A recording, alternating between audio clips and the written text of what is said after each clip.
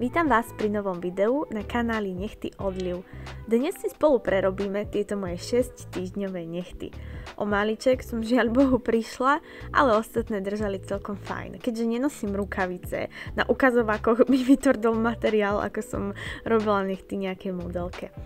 Ostatné držali celkom fajn, až na ukazováky a prostredníky a prsteník, ktorý som si odlomila niekde. Ukazováky mám mierne odchlipnuté, aj prostredníky, ostatné držali a maliček si spolu prerobíme v tomto videu.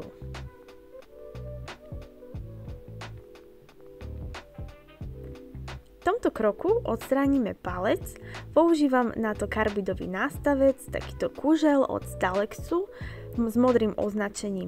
Je dobrý v tom, že špička je úplne zatupená, takže sa dajú veľmi dobre odstraňovať aj odchlipy bez toho, že by ste si nejako ublížili alebo prebrusili nechtovú platničku.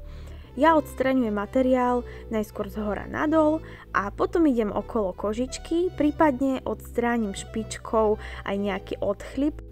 Ten som našla aj tu, takže si nakloním frejsku dopredu a snažím sa ten odchlip jemne odstrániť. Ak sa vám to nepodarí frézou, zvyšok môžete dočistiť a doodstraňovať pilníkom. Telom frézy vyrovnám, vyhladím necht a keď to mám hotové, vezmem si pilníček o hrubosti 180 a zmatním si prírodnú nechtovú platničku. Na prírodný necht používame vždy tú stranu 180, ja si pilník otáčam, keď potrebujem náhodou vyrovnať materiál alebo odstrániť nejaký väčší odchlip, tak si otočím na tú 100, ale na prírodný necht patrí len 180. Teraz si zmatním druhú stranu prírodnej nechtovej platničky. Tam mám odchlip, poznáte ho podľa toho, že tá časť je taká svetlejšia, je taká vyblednutejšia a trochu ako keby vytrča.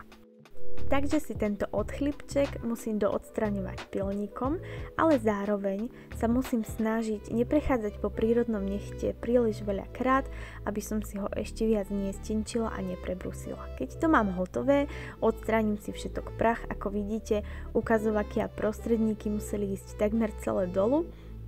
A my sa môžeme pomaly presunúť na ďalší krok manikúre a to je zatlačenie kožičky. Ja používam tento môj prastarý pusher, ktorý je jeden z mojich prvých nástrojov, ktoré som mala, ale používam ho stále, pretože má veľmi ostrú tenkú špičku, s ktorou sa veľmi dobre nadvihuje kožička. Zatlačím si kožičku na všetkých nechtoch a potom si dávam do brúsky nástavec od Stalexu s modrým označením a čistím priestor pod kožičkou. Najskôr na F-ku v smere sprava doľava, čistím postupne, najskôr priestor pod kožičkou, potom bočné valy. Takto si to vyčistím na všetkých 5 prstoch. Dávam pozor, aby mi nikde nezostali nečistoty, pozerám sa aj pod kožičku v takom uhle spredu, aby som videla, či tam ešte niečo nezostalo a potom prepínam brúsku na R-ko a vyčistím si ten priestor zľava doprava.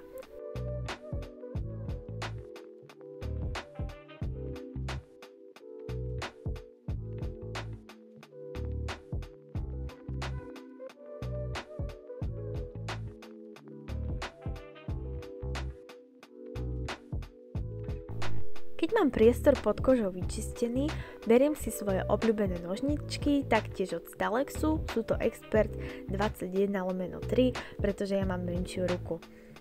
Kožičku sa nesnažím odstrihnúť jedným rovným strihom, skôr mi ide o to, aby po strihu zostala koža pekná, aby som sa neporanila a aby mi nezostali na kožičke také zúbky po strihu. Dúfam, že viete, čo myslím, ale v mojich začiatkoch sa mi to často stávalo a nevedela som, čím to je. Teraz už viem, že nejde o to umelo sa snažiť odstrihnúť jedným strihom, skôr striham malými strihmi po takom 1 mm, ale ide o to, aby koža zostala pekná hladká. Brúskou som si skrátila dĺžku mimo kameru, odstránila všetok prach, najskôr skôr obrúskom a potom takým malým štečekom. A teraz nanášam bázu od Nechtomanie, pretože táto báza mi veľmi dobre na nechtoch drží. Ak náhodou sa stane, že by mi niekde pri bočných valoch zatiekla, je to potrebné pomarančovým drievkom hneď utrieť. Na modeláciu budem používať Fiber Blush Gel v odtieni Bodyline od The Great. Je to taký hustejší gel, s ktorým sa dajú veľmi dobre robiť korekcie alebo na voľnom okraji aj predĺžovať necht. Alebo ak máte také vykúsané bočné strany, body vzrastu, tak sa to s týmto gelom dá veľmi dobre opraviť, pretože je taký hustejší. Je ale veľmi ťažké s týmto gelom urobiť modeláciu bez pilovania. Treba mať veľmi ľahkú ruku, ale ja som sa v tomto kroku o modeláciu bez pilovania nesnažila. Vedela som, že asi budem musieť pilovať, tak som nanášala tak, ako mi to išlo. Najskôr som si naniesla tenkú vrstvu a potom pridávam kvapôčku materiálu, ktorú sa snažím rozpracovať po nechte. Ak mi náhodou materiál na boku niekde zatečie, je potrebné to hneď utrieť pomarančovým drievkom. Ja mám najradšej také s tou buničinou na konci alebo s tou vatičkou. Materiál tenkým štecom vyrovnávam, posúvam tam, kde je potrebný, čiže ku bodom vzrastu a do apexu, ale videla som, že v tomto bode mám toho materiálu málo, je taký nerovný, na jednej strane je ho viac, na druhej chýba, takže dám do lampy a pridávam ďalšiu guličku materiálu, ktorú už rovnomerne rozpracujem, aby bol nechtík hotový. Dávam si ho do apexu a tenkým štečekom už len potiahnem ku stranám, ku špičke. Už v tomto kroku chcem, aby bol takmer hotový a aby toho pilovania potom následne bolo čo najmenej. Ostatné nechtíky som si domodelovala a vypilovala mimo kameru a my si teraz poďme spolu predĺžiť môj chudák zlomený malíček na dual formu. Ja používam tieto z AliExpressu, ktoré mi sedia tvarovo aj veľkostne a sú úplne postačujúce. Použijem ten istý gel, ktorý som používala aj na modelovanie. Je výborný v tom, že je dostatočne hustý, aby vám v tej dual forme nezatekal. Najskôr si nanesiem takú tenkú vrstvu, potom skontrolujem, akú dĺžku budem asi chcieť a beriem si guličku materiálu, ktorú rozprestriem dovnútra tej formy. Treba dávať pozor, aby ste mali dostatok materiálu hlavne po bokoch, aby ten nechtík mal dostatočnú oporu a nemuseli ste sa báť, že sa vám časom zlomí.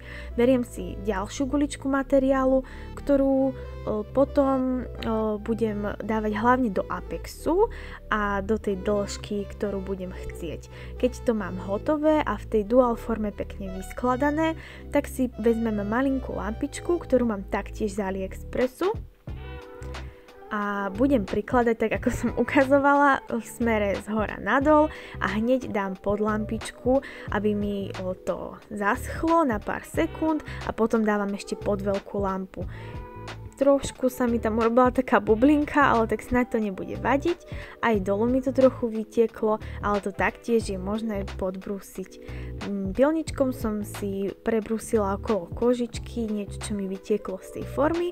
A teraz si skrátim dĺžku, aj trošku zúžim necht, tak aby sa čo najviac podobal tým ostatným nechtom.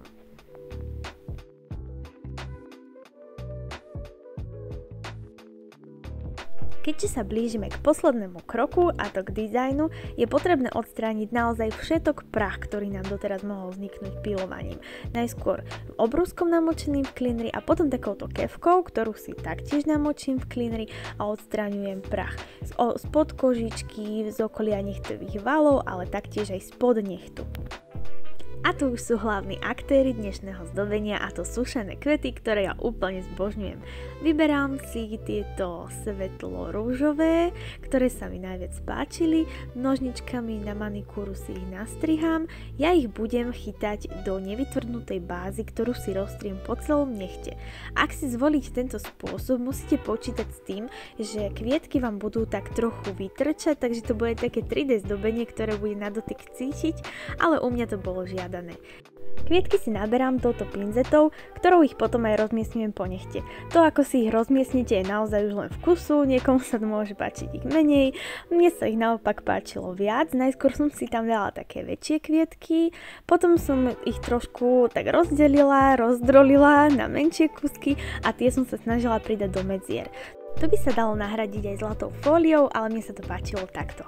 Farbičku som si namiešala z 2 odtieňov, a to Euphoria od Ruscony a Palermo od Nech to manie. Tej bola naozaj len kvapka, ale odtieň som sa snažila prispôsobiť hlavne tým kvietkom, keďže ani jedna z týchto farieb nebola presne taká, akú som si predstavovala.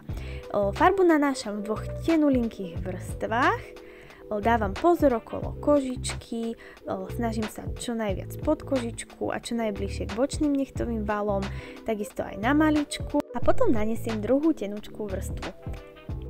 Nakoniec nechty zatopujem Ultimatopom od The Great, s ktorým sa snažím povrch mierne vyrovnať a následne ho nechám vytvrdnúť 2 minútky.